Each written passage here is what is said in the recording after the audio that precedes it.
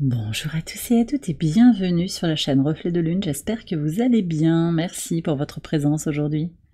On se retrouve pour le tirage prédictif de la période du 13 au 16 mars pour le signe du Capricorne, Soleil, Ascendant ou Lune en Capricorne.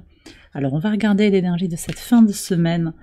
Vous avez l'Iris qui nous parle de clairvoyance. Alors, vous y voyez plus clair en cette fin de semaine, vous connectez peut-être à votre intuition, mais il y a vraiment cette vision claire. On regarde les choses pour ce qu'elles sont.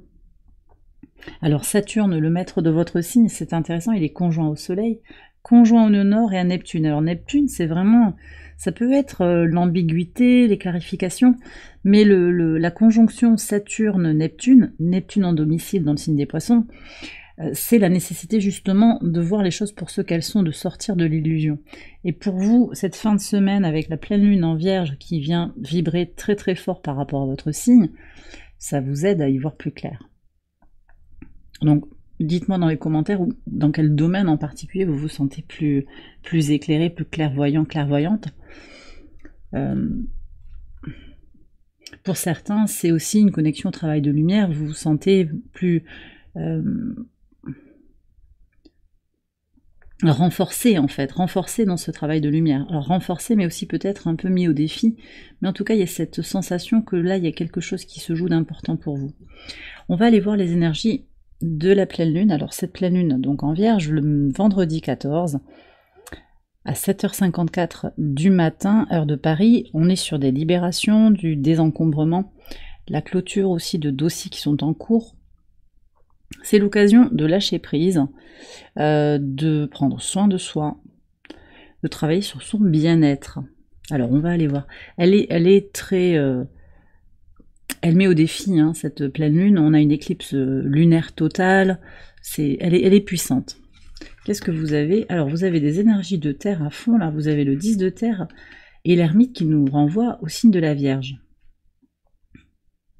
Alors c'est intéressant parce que c'est possible que pour certains, j'ai peut-être deux groupes, j'ai deux cartes qui sont venues, j'ai pris les deux, elles sont assez contrastées et en même temps très reliées. Je vous explique pourquoi. Parce que le 10 de Denis, c'est quand même Mercure en Vierge, c'est le côté je construis, je communique, j'échange, je transmets.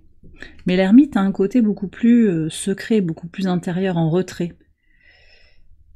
Alors, peut-être qu'il y a les deux à la fois, vous allez vous sentir très au contact de personnes, mais en même temps très en retrait intérieurement, comme si vous aviez du monde à voir, mais votre monde intérieur, il grandit, il prend de l'épaisseur. Et d'ailleurs, l'Iris nous parle de ça aussi, son œil qui est tourné vers son intériorité, son troisième œil qui aide à se comprendre mieux et à y voir plus clair sur possiblement les relations interpersonnelles, mais aussi il y a quelque chose quand même qui se construit dans la matière avec une notion de plénitude ici qui arrive dans ce sommet de cycle lunaire, plénitude, complétude, satisfaction, peut-être de l'abondance qui peut être liée à votre travail, un travail que vous menez en solitaire, un travail intérieur aussi qui vous apporte une forme d'abondance qui serait davantage intérieure que finalement matérielle.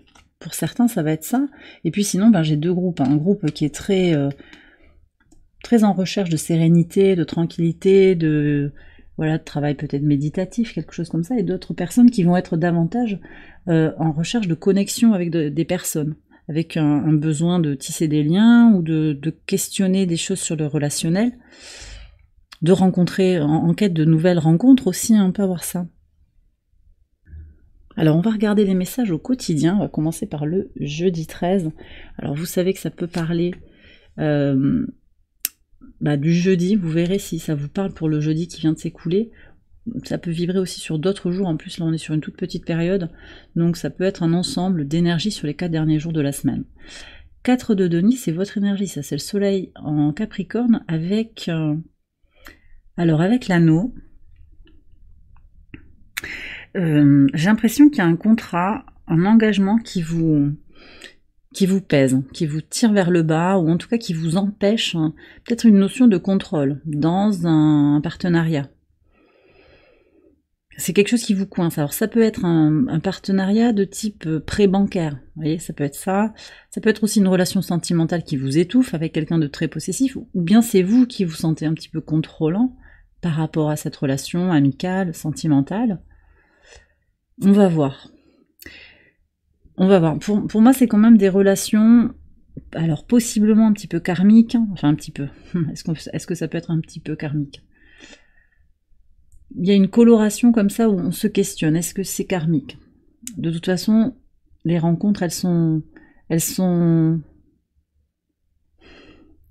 comment dire, le parcours est jalonné de rencontres qui sont là pour vous faire grandir, pour vous faire apprendre des choses. Donc de toute façon, en cette veille de pleine lune, il y a quelque chose qui s'éclaire, quelque chose qui devient plus limpide par rapport à une relation, par rapport à cette rencontre qui a été faite, par rapport à vous, comment ça fait vibrer des choses, par rapport à votre vécu, par rapport à vos émotions, par rapport aussi peut-être à des questions matérielles. Encore une fois, je vous parlais de ce prêt, il y a peut-être des contrats d'assurance, des choses comme ça que vous essayez de débloquer. Et on est sur ces clôtures de contrats, il est là, avec cette période de pleine lune, ça va être important de finaliser des choses pour libérer de l'énergie. Alors, je continue sur la pleine lune le vendredi 14. C'est intéressant ça aussi parce que vous n'êtes pas les seuls à avoir eu ce set de bâtons. Alors pour vous, là, ce qui ressort, c'est quand même l'ancien, l'engagement, l'ancestral. Il y a des questions en lien avec les traditions, possiblement. Ce qui était acté, ce qui avait l'air d'être gravé dans le marbre.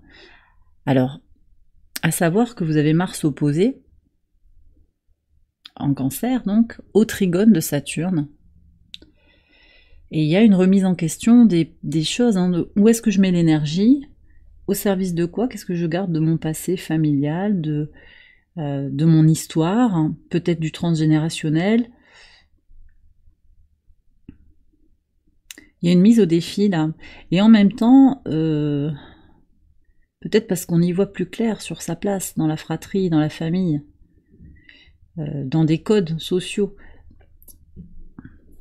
Mais bon, alors, c'est compliqué parce que tout n'est pas à jeter aux orties. Effectivement, on a ce trigone de Mars à Saturne qui invite à restructurer les choses, à canaliser l'énergie aussi, qu'on met à son propre service. Mais on a quand même Uranus qui entre dans la danse au moment de cette pleine lune. Uranus en Taureau, au trigone de votre signe, qui est très très bien positionné avec un trigone à la Lune et un sextile au Soleil, et à Neptune et à Saturne. Le maître de votre signe, Saturne, il faut le préciser aussi. Donc Uranus a envie de faire changer les choses. Et c'est peut-être cette résistance au changement qui est là. Alors pas forcément en vous, même si peut-être encore des choses à voir, peut-être que aussi cette clairvoyance que vous avez, c'est comment vous résistez à certains changements qui s'imposent pourtant à vous, ou que votre âme essaye de vous faire toucher du doigt. Il y a peut-être un appel de l'âme, et puis une discussion entre l'âme et l'ego. Vous voyez, il peut y avoir quelque chose comme ça. Mais ça peut être aussi des circonstances, les personnes à l'extérieur de vous, qui essayent de vous faire rentrer dans un moule, dans un cadre hein, que eux ont prédéfini pour vous. Ça peut être ça aussi. Comment on sort de la matrice, en fait? Parce qu'on peut avoir compris qu'on était dans la matrice, mais après, pour en sortir concrètement, bah, il y a quand même des étapes. Il y a des étapes. Pour faire évoluer les choses dans la matière, parfois c'est long. Et parfois les choses sont bloquées aussi pour que vous appreniez des expériences. Il y a aussi ça. Donc là, il y a peut-être aussi quelque chose à apprendre dans ce défi-là. À peut-être davantage vous écouter, à vous faire confiance sur votre intuition. Sur le samedi 15, alors la maison est souvent sortie, c'est intéressant parce qu'il n'y a que 4 cartes là, du petit Lenormand. Elle est sortie très régulièrement, souvent sur le samedi et le dimanche. Alors, ici ce que je vois, c'est une nouvelle opportunité par rapport à vous-même, par rapport à cette maison qui vous constitue, votre enveloppe charnelle possiblement, mais aussi ce sentiment d'être à sa juste place. Vous allez peut-être ressentir le besoin de vous reconnecter à votre intériorité profonde, de sortir de ces schémas qui vous emprisonnent quelque part, et de faire quelque chose de différent dans la matière, de mettre une première pièce dans la machine, de commencer quelque chose. D'accord? pour certains aussi de façon très concrète, on va peut-être chercher un logement, prendre un logement, mettre en vente un logement, location, ça peut être aussi pour un week-end. Il y a quelque chose qui est en lien avec les bâtiments, ça peut être pour l'entreprise aussi. Il peut y avoir des statuts, des papiers à faire par rapport à des statuts d'activité professionnelle.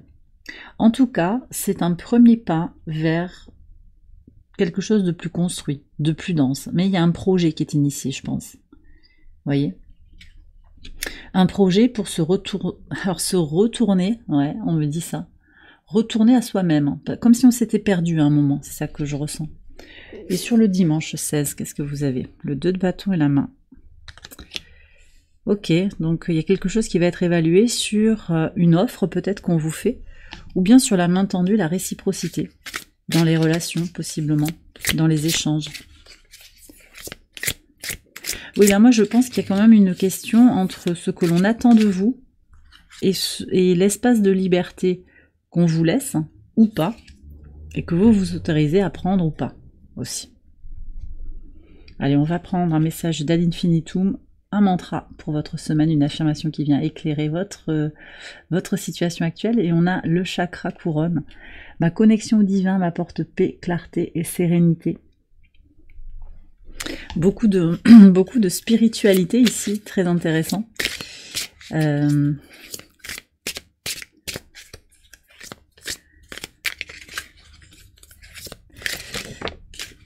J'écoute les messages qu'on me donne. Il y a cette connexion à l'intuition, mais c'est au-delà en fait. C'est le développement de sa spiritualité qui vous permet de vous sentir à votre juste place. Et ça, c'est peut-être quelque chose aussi qui vient s'imposer à vous énergétiquement, je vous l'ai dit. Il peut y avoir des prises de conscience par des synchronicités, voilà, une révélation qui vient à vous en fait. Et cette connexion vous permet de repositionner aussi ce qui est dans l'énergie du donner et du recevoir, sans forcément trop chercher une perfection relationnelle, mais plus en fait de retourner à soi aussi. Parce que la paix, elle est en vous, la clarté, elle est en vous, la clairvoyance, c'est vous avec vous-même.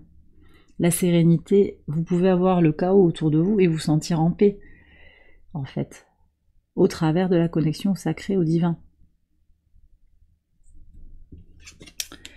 Voilà. Très beau, très très beau message. On a l'énergie de l'éther et 2 fois Neptune. Alors écoutez, cette conjonction, ouais, Saturne-Neptune, je comprends mieux les messages là. Conjonction Saturne-Neptune qui annonce la conjonction du mois de... Elle sera quand? C'est juillet. Juillet 2025, on aura la conjonction parfaite, hein, si ma mémoire est bonne. Conjonction parfaite de Saturne et de Neptune en bélier. On en reparlera, on aura le temps d'en reparler. Il y a un principe il y a à la fois la connexion au sacré, au divin, à l'invisible, hein, il y a une connexion à son idéal, et un principe de réalité. Mais là, on est encore sur Saturne et Neptune en poisson. Donc on est sur des libérations, encore sur des fins de cycle. Et cette dernière pleine lune du cycle, enfin de l'année zodiacale, en Vierge, elle est porteuse de ces conclusions, de ces fins de cycle. On va avoir l'équinoxe de printemps la semaine prochaine, entrée du soleil en bélier, on est sur un renouveau énergétique encore d'une autre nature. Beaucoup plus tourné vers l'action, on en reparlera la semaine prochaine. D'accord? Donc là, on est quand même encore sur des libérations, c'est beaucoup plus dans l'énergie de la maison 12 et du signe des poissons. Purification, libération. Et là, vous avez comme message, donc, de nouveau Neptune, je le redis, et puis l'énergie de l'éther, donc très connectée à l'invisible, au potentiel de création du tout, en fait, de tout ce qui existe.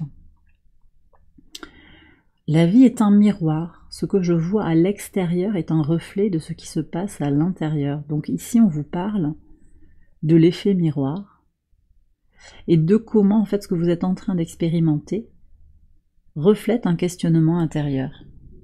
Il y a une invitation à aller regarder en quoi l'extérieur reflète votre réalité intérieure.